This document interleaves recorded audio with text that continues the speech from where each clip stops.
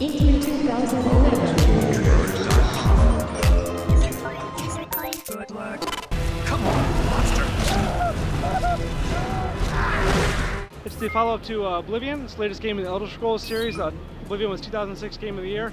It's go wherever you want, do whatever you want, huge open-world role-playing game. So we really tried to sort of make it so you can just pick up the controller and play. What you put in your right hand, the right trigger does that, and your left trigger does what you put in your left hand. So we really wanted to sort of make it like you can just pick up the game and play, and what you do in the game is how your character becomes in the world. So if you want to play like a straight warrior with just a shield and a sword, you can do that. If you use a lot of magic, your skills will go up in that way, and you'll be more of a magical character. So it's really just how you play defines your character as you go through the game. We worked on the user interface is much easier to understand. We wanted to get away from spreadsheets and stats and sort of let you see all the objects in the world, and just really get immersed in the world and not worry about what you're doing to play the game, but just play the game. We have an auto animation system. We're using Havoc behavior, so we have the new animations make it more immersive. We improved third person, so you can play in third person. It's primarily a first person game, but a lot of people like to play in third person, so we improved that, making the user interface much easier to understand where you're going in the game, what you're doing.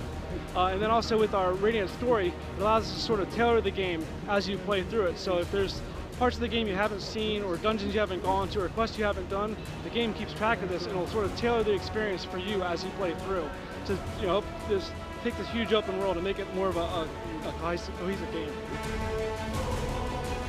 Basically, dragons haven't been in the Elder Scrolls games until now. They're back in this game, and they're really a key part of the world and the story itself. The player, you start the game as a prisoner, and you're about to be executed, and so basically you find out you're dragonborn, you're special. You can actually speak the language of the dragons, the shouts or the voice, and so you come into this world where dragons have returned, and you're sort of a central character trying to help.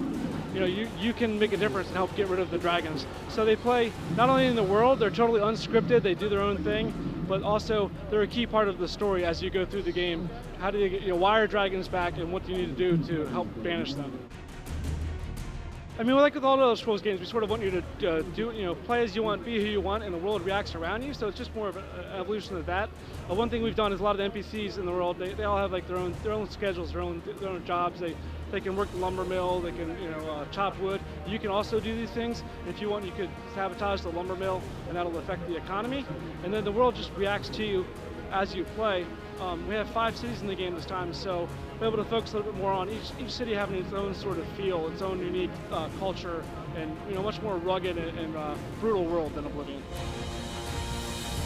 There's a main quest you can play through. It's about 25 or 30 hours, and then there's we have over 150 dungeons, just for random dungeons and places you can go.